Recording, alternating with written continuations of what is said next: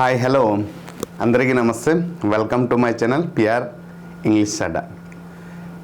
Telangana TET నోటిఫికేషన్లో paper 1 మరియు paper 2కు సంబంధించినటువంటి ఇంగ్లీష్లో 30 మార్క్స్ ఉంటుంది. మరి 30 మార్క్స్ నుండి కంటెంట్ 24 మార్క్స్, మెథడాలజీ 6 మార్క్స్. ఎలా చదవాలి, how to prepare, which topics I have to cover and which topics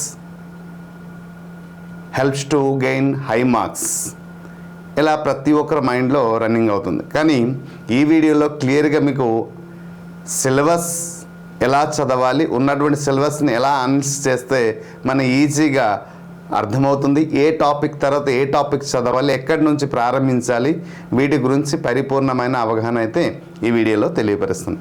so before going to detail analysis, it's my humble request to all the aspirant, please do like and subscribe my channel.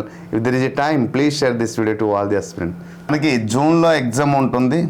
మరి ఉంటే మనకి ఇక్కడ grammar మరియు methodology 2 సబ్జెక్టులు కలిపి మనకి total పైన grammar మరియు మెథడాలజీ 2 పార్ట్లు కలిపి టోటల్గా 30 మార్క్స్ అయితే ఉంటుంది. అయితే ఈ 30 మార్క్స్ సంబంధించిన కంప్లీట్ కోర్స్ అయితే మేము ఓన్లీ 199 రూపీస్కే అందించడం జరుగుతుంది. ఇది మీకు ఎగ్జామ్ అయ్యేంత వరకు. లేదు సార్ నాకు 1 ఇయర్ వ్యాలిడిటీ కావాలి అంటే 499 రూపీస్కే మేము అందిస్తున్నాం. ఓకే, ముందుగా సిలబస్ గురించి కొంచెం అవగాహన పొందాం. సిలబస్ సీట్ అయితే గవర్నమెంట్ రిలీజ్ చేసినటువంటి సిలబస్ సీట్లో ఇది ఉంటుందన్నమాట. సో ఈ సిలబస్ సీట్ని మనం కొంచెం డీటెయిల్గా నేను టైప్ చేసి పొందుపరిచాను, ఎందుకంటే ఈజీగా అర్థం చేసుకోవడానికి బాగుంటుందని మీకు హెల్ప్ఫుల్ అవుతుంది. So right, so this is them. అయితే ఇక్కడ ఫస్ట్ లాంగ్వేజ్కి సంబంధించిన 30 మార్క్స్ ఏదైతే ఉందో ఈ 30 మార్క్స్లో ముందు మనం గమనించాల్సింది ఏంటంటే, మీరు ప్రతి ఒక్కరు మైండ్లో ఫిక్స్ చేసుకోవాల్సింది ఏంటంటే, ముందు కంటెంట్ తెలుసుకుందాం, తర్వాత మెథడ్ పార్ట్కి వెళ్దాం. సో కంటెంట్లో first topic is part of speech. మరి పార్ట్ ఆఫ్ స్పీచ్ అంటే అందరికీ తెలుసు, నౌను, ప్రొనౌను, వర్బు, యాడ్వర్బు, అలాగే adjective and preposition, conjunction and interjection. So ఈ 8 కైండ్స్ అనేది మనకి కీ రోల్ ప్లే చేస్తుంది. అయితే ఒక aspirants direct part of speech నుంచి ప్రారంభించాలా? కాదు. ఎప్పుడూ కూడా ఒక ఆస్పిరెంట్ పార్ట్ ఆఫ్ స్పీచ్ నుంచి బిగిన్ చేస్తే తను దానికి ముందు నేర్చుకోవాల్సింది చాలా ఉన్నాయి, బేసిక్ పార్ట్. అందుకోసం అంటే ఎవరైతే ఎస్జిటి అంటే పేపర్ 1 పేపర్ 2 ఎవరైనా కావచ్చు, ఇక్కడ ఇంగ్లీష్ ఆస్పిరెంట్స్ మాత్రమే కొంత అవగాహన ఉంటుంది. కాబట్టి డైరెక్ట్ అంటే స్కూల్ అసిస్టెంట్ ఇంగ్లీష్కి ఎవరైతే ప్రిపేర్ అవుతున్నారో వారికి మాత్రమే కొంత గ్రామర్ పట్ల అవగాహన ఉంటుంది. కాబట్టి పార్ట్ ఆఫ్ స్పీచ్ స్టార్ట్ చేయవచ్చు, కానీ మిగతా వారు ఎవరు కూడా పార్ట్ ఆఫ్ స్పీచ్ని ప్రారంభించవద్దు. ఇంగ్లీష్ గ్రామర్ మనం నేర్చుకోవాలంటే గ్రామర్ ప్రతి ఒక్క పర్సన్ గ్రామర్ నుంచి మనం మార్క్స్ పొందాలి అంటే there is a 2 parts. 1 part is the basic grammar. So basic grammar without any knowledge basic grammar we can't learn content grammar. If you learn content grammar, that knowledge may be choose wrong options in the examination. మనం basic grammar లేకుండా direct content grammar part of స్పీచ్కి మనం వస్తే ఏమవుతుందంటే exam హాల్లో wrong answers చూస్ చేసే అవకాశం ఉంటుంది. మరి బేసిక్ గ్రామర్లో ఏం నేర్చుకోవాలి సార్ అంటే ఖచ్చితంగా ప్రతి ఒక్కరు ఏంటంటే సెంటెన్స్, రెండోది సబ్జెక్టు అండ్ ప్రెడికేట్ గుర్తుపెట్టుకోండి, మూడోది హెల్పింగ్ వర్బ్. ఓకేనండి, హెల్పింగ్ వర్బ్ తర్వాత నెక్స్ట్ హెల్పింగ్ వర్బ్ తర్వాత singular and plural, gerund and gender.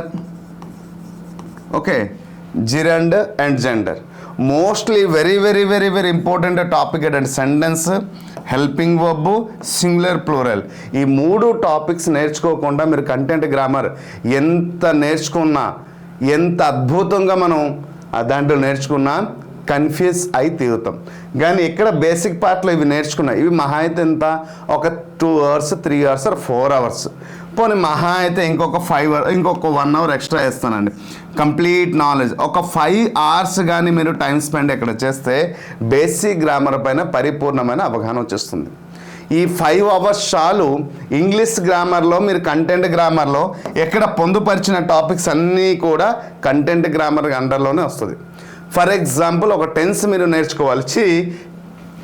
Here part of speech ఎక్కడ tense active voice pass voice మీరు చేసేటప్పుడు ముందు మనకు తెలుసుకోవాలి సబ్జెక్ట్ అంటే ఏంటి, ఆబ్జెక్ట్ అంటే ఏంటి, హెల్పింగ్ వర్బ్ ఏ సబ్జెక్ట్ దగ్గర ఏ హెల్పింగ్ వర్బ్ వస్తుంది, మరి ఆ సబ్జెక్ట్ సింగులరా ప్లూరలా, ఆ సబ్జెక్ట్ సింగులర్ అయితే సింగులర్ హెల్పింగ్ వర్బ్, ప్లూరల్ అయితే ప్లూరల్ హెల్పింగ్ వర్బ్.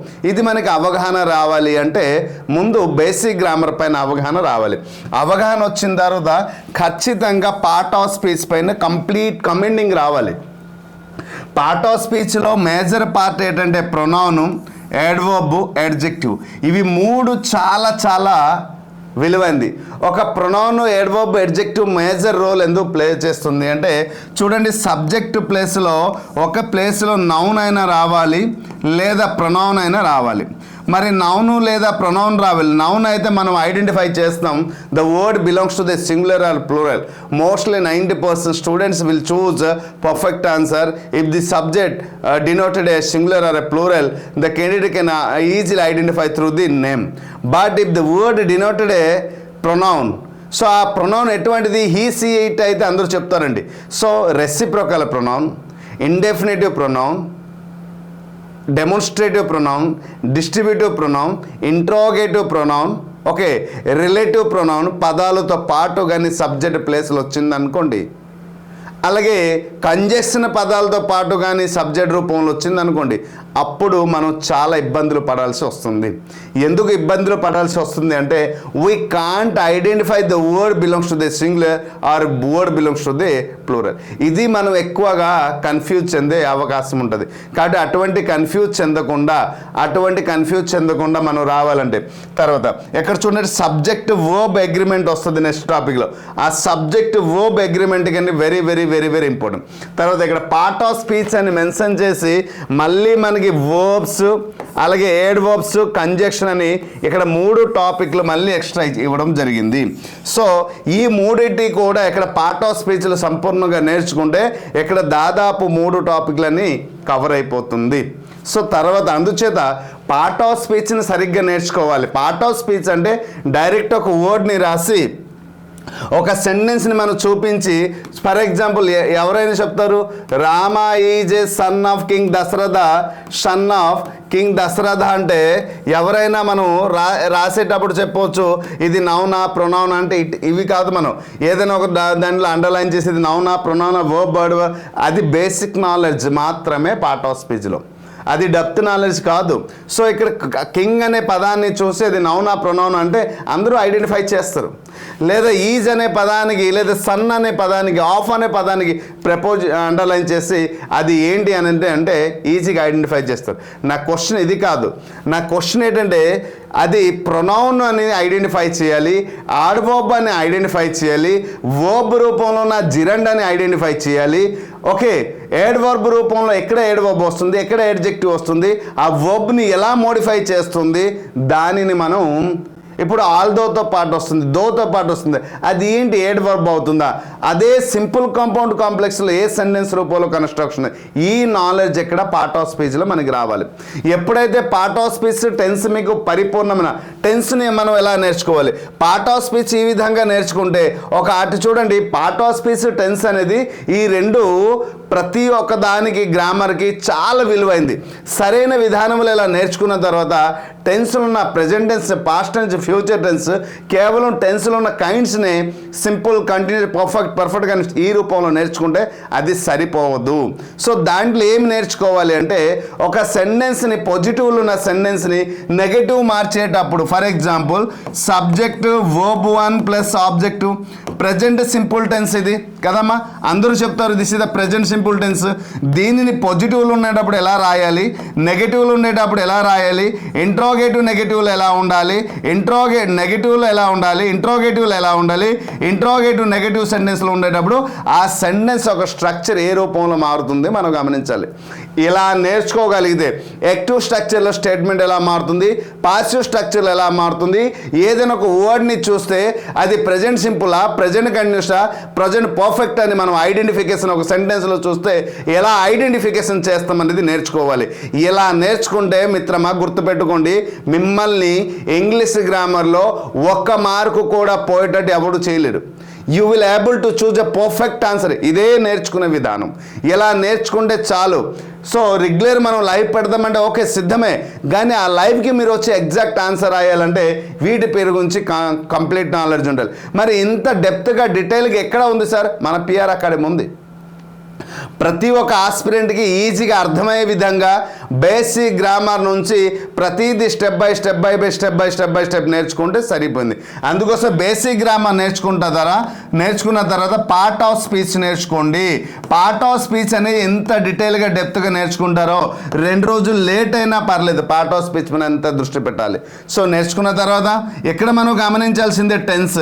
ఈ 2 టాపిక్స్ సరిగ్గా మనం నేర్చుకుంటే మిగతా ఇక్కడ మెన్షన్ చేసిన దాదాపు 20 టాపిక్స్లో ఉన్నటువన్నీ ఈ 2 టాపిక్స్ సరిగ్గా నేర్చుకుంటే మిగిలిన 18 టాపిక్లు చాలా డెడ్ ఈజీ. అంటే నేను అందుకోసం ఏమంటానంటే first you have to learn the basic grammar, after that you should begin with the part of speech sentence. If you learn clearly part of speech sentence, then remain topics all the topics are easy. Then you should learn how the questions are forming from the particular topic.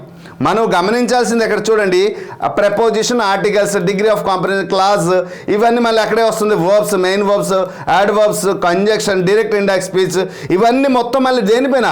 Part of speech and tense పైన depend పడుతుంది. And question text, types of sentence, simple, compound, phrase, composition, so comprehensively వొకాబులరీగా మనం విడిచిపెడదాం. Correction of sentence, sequence of sentence, error of common error. So what are the grammar topic is there? So nearly what are the 20 topics is there. ఒక వొకాబులరీని విడిచిపెట్టి remain ఎక్కడ ఉన్న vocabulary comprehension విడిచిపెడితే remain ఉన్నటువంటి 18 టాపిక్స్ అన్నీ కూడా easy అయిపోతుంది. ఇదే నేర్చుకున్న పద్ధతి. ఆ విధానంలో నేర్చుకుంటే మిత్రమా ఇక్కడ మనకు ఉన్నటువంటి 24 మార్క్స్ ఏదైతే ఉందో గుర్తుపెట్టుకోండి. 24 మార్క్స్ ఖచ్చితంగా కంటెంట్ నుంచి మీరు ఈజీగా సంపాదించవచ్చు. సో ఈ 24 మార్క్స్లో కాంప్రిహెన్షన్ పాసెస్ అనేది 5 మార్క్స్ ఇస్తే, వొకాబులరీకి మరి ఒక 6-7 ఇస్తే, సో ఇక్కడ ఒక 11 మార్క్స్ వస్తే రిమైన్ మిగిలింది ఒక 13 మార్క్స్, 12 to 13 వరకు మనకి గ్రామర్ పార్ట్ నుంచి వస్తుంది. ఈ 12-13 మార్క్స్ మీ సొంతం అవుతుంది. ఎప్పుడైతే ఇవి క్లియర్గా అర్థమవుతుందో అప్పుడు you can able to read. చూడండి, ఇది ఎక్కడి నుంచి ఈజీగా మనం మార్క్స్ గెయిన్ చేయవచ్చు. ఎందుకంటే ఒక 5 to 6 మార్క్స్ ఈజీగా గెయిన్ చేయవచ్చు. ఎలా సార్ అంటే ఇది ఓన్లీ టెక్స్ట్ బుక్లు ఉన్నటువంటి antonyms, synonyms and spellings from 3rd class నుండి 10th క్లాస్ వరకు ఉన్న టెక్స్టువల్లో కాంప్రిహెన్షన్ పార్ట్లో ఉన్నటువంటి ఏదైతే వొకాబులరీ సినోనిమ్స్ ఉంటుందో అవి వొకాబులరీ పార్ట్లో ఉన్నటువంటి synonyms, antonyms, one word substitution and what is the one word substitution and idioms మనం నేర్చుకుంటే చాలు. ఇది ఈజీగా మనం మార్క్స్ గెయిన్ చేయవచ్చు. ఇక్కడ 3rd క్లాస్ నుంచి 10th క్లాస్ వరకు ఏవైతే ఉంటే అవి చదివితే చాలు. ఎందుకంటే టెక్స్చువల్ గ్రామర్ అదే అదర్ కాంపిటేటివ్ ఎగ్జామినేషన్ అయితే ఇట్ ఈస్ వెరీ డిఫికల్ట్ అంటాం, కానీ అది డిఫికల్ట్ కాదు. సో మీకు కావాలనుకుంటే మీకు ఒక్కొక్క టాపిక్ నుంచి ఇక్కడ మెన్షన్ చేసి నేను ఇప్పుడు క్వశ్చన్ టేక్ ఎలా నేర్చుకోవాలి, క్వశ్చన్ టేక్ నేర్చుకునే ముందు ఏ టాపిక్స్ నేర్చుకుంటే క్వశ్చన్ టేక్ ఈజీగా అర్థమవుతుంది. మరి క్వశ్చన్ టేక్ని మనం గమనిస్తే ఈ క్వశ్చన్ టేక్ని మనం గమనిస్తే ఏ క్లాసులో ఉంది, ఓకేనమ్మా, ఏ క్లాసులో ఉంది, ఉన్నటువంటి క్లాసులో ఏ type of question previous year questions ఎలా ఇచ్చారు అనేది కూడా నేను కావాలంటే మీకు రెగ్యులర్ లైవ్ పెట్టమంటే పెట్టి మీకు ఈజీగా ఎక్స్ప్లెయిన్ చేస్తాను. అది వీడియో రూపంలోనే పొందుపరుస్తున్నాను. So this is the way of learning. ఇలా నేర్చుకుంటే మనం ఈ 24 మార్క్స్ అనేది మన సొంతం అవుతుంది. So 24 marks. Remain 6 marks method. It's a very method అనేది క్వైట్ డిఫరెంట్ కదా. అందుకోసమే గ్రామర్ అండ్ మెథడ్ రెండు పార్ట్ కూడా ఈ మెథడ్ అనేది నేను నా హస్తాలతో నేను రాసినటువంటి మెథడ్ బుక్ కాబట్టి మీకు ఇక్కడ మార్క్స్ పొందడానికి ఈజీగా ఉంటుంది. చూడండి, కేవలం చాలా తక్కువ ధరకి 199 రూపీస్కి నేను అందిస్తున్నాను. సో ఇక్కడ వీడియోస్ ఇస్తున్నాను, మెటీరియల్స్ ఇస్తున్నాను, టెస్ట్ సిరీస్ కూడా, అంటే ప్రీవియస్ ఇయర్ క్వశ్చన్తో పాటు కంటెంట్ అండ్ మెథడ్ పార్ట్ అన్ని క్వశ్చన్స్ కూడా ఇక్కడ ఇవ్వడం జరుగుతుంది. ఇది మీరు గమనించగలగాలి. Okay, so next coming to the point, pedagogy. ఈ మెథడాలజీలో ముఖ్యంగా టోటల్గా 10 టాపిక్స్ ఉంటాయి. ఈ 10 టాపిక్స్లో మనం గమనిస్తే 6 మార్క్స్. ఈ 6 marks each question caries 1 mark. అయితే దాంట్లో ముఖ్యంగా 4 టాపిక్లు ప్రతి ఎగ్జామ్లో కనిపించిన టాపిక్ ఏంటంటే aspect of English and approach method and techniques and so very development of language skill. ఈ 3 టాపిక్స్ అనేది ఎక్కువ ప్రాధాన్యత టాపిక్స్. సో కాబట్టి ఉన్నటువంటి aspect of English language, objective of teaching English and phonetics, ఇది కూడా ఇంపార్టెంట్ అండి, ఫోనెటిక్స్. అలాగే మనం development of language skills, approach method and technique, teaching structure, vocabulary, grammar and teaching learning material, lesson planning and curriculum and text book evaluation. ఈ 10 టాపిక్స్లో ఎక్కువ ప్రాధాన్యత దేనికి వస్తుందంటే ఆస్పెక్ట్ ఆఫ్ ఇంగ్లీష్ లాంగ్వేజ్ అంటే development of language skills, approach methods and technique as well as the phonetics పైన ఉంటుంది. So దీని నుంచి ఆస్పెక్ట్ ఆఫ్ ఇంగ్లీష్ లాంగ్వేజ్ మనం నేర్చుకునేటప్పుడు వీలైతే సపరేట్ క్లాసులో ఇంగ్లీష్ మెథడ్ ఎలా నేర్చుకుంటే మనకి ఈజీగా మార్క్స్ వస్తుంది వేరే వీడియో చేయమని చేస్తాను. ఇంగ్లీష్ లాంగ్వేజ్ దీని ఒక history and nature, importance of English language and how it is used as a second language and problems of teaching learning, ఇవి క్లియర్గా మనం కమెంటింగ్ రావాలి. సో వస్తే ఆ టాపిక్ నుంచి ఎలాంటి క్వశ్చన్ వచ్చినా మీకు ఈజీగా, మీకు తెలుసా 2011 నుంచి 2025 వరకు జరిగిన ఇంగ్లీష్ పేపర్లో అన్ని మెథడ్ క్వశ్చన్స్ కూడా ఒక దగ్గర పొందుపరిచి మీకు అందించడం జరుగుతుంది. కాబట్టి చాలా ఈజీగా మార్క్స్ గెయిన్ చేయవచ్చు. సో అందుచేత నేనేమంటున్నానంటే సో ద బెస్ట్ కోర్స్ ఏదైనా తీసుకుని ప్రిపేర్ అయితే ఈజీగా మార్క్స్ పొందడానికి అవకాశం ఉంటుంది. So this is the method topic. నేను అతి త్వరలో ఒక్కొక్క టాపిక్ నుంచి కొన్ని క్వశ్చన్స్ తీసుకుని ఎక్స్ప్లెయిన్ చేసి మీకు మన యూట్యూబ్ ఛానల్ పిఆర్ ఇంగ్లీష్ అడ్డాలో అప్లోడ్ చేస్తాను. అది యూస్ఫుల్ అవుతుంది. మీరు అందరూ సహకారం ఎక్కువ వస్తే అప్పుడు లైవ్ కోసం ఆలోచిస్తాను. Hope you understand. సో అందుచేత దీనిపైన ఎక్కువ దృష్టి పెట్టాలి.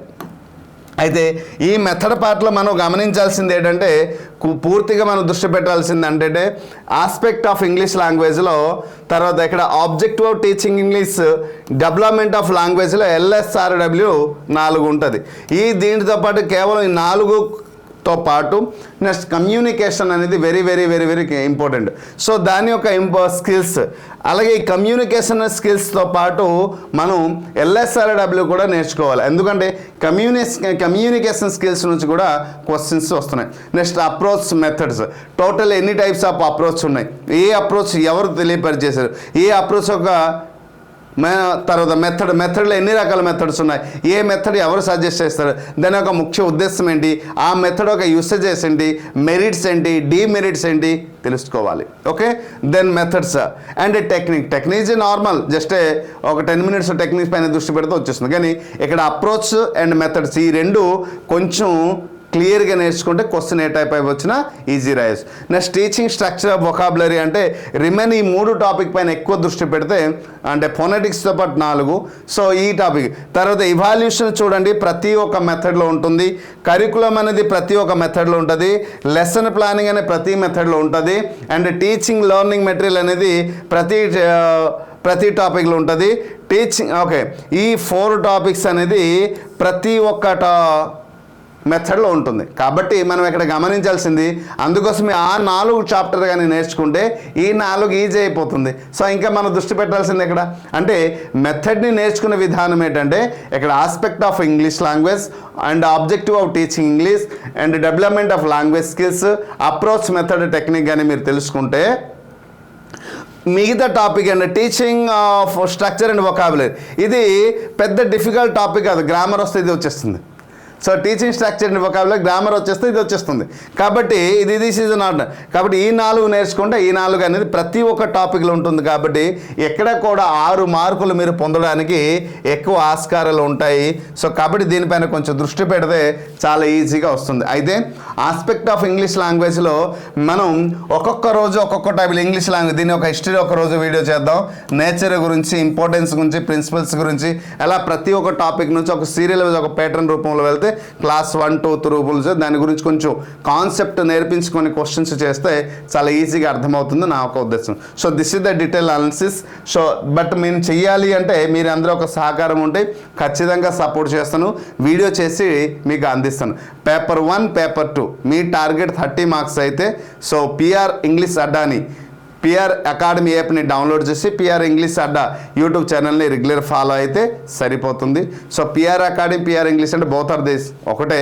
కాకపోతే పిఆర్ ఇంగ్లీష్ అడ్డా అని సపరేట్గా చేయడానికి కారణం ఏంటంటే పిఆర్ అకాడమీలో number of videos per day పడుతుంది, స్లాట్ అనేది టైమింగ్ సెట్ అవ్వట్లేదు, అందుకోసం దీనికి సపరేట్ ఛానల్ చేయాల్సి వచ్చింది. సో అందుచేత so this is the detail information about the TG TET. త్వరలో మీరు రాయబోతున్న ఎగ్జామినేషన్ ఎక్కువ మార్క్స్ పొందాలి అంటే ఈ విధానంలో చదవగలిగితే చాలా ఈజీ అవుతుంది. Hope you understand clearly. Thank you.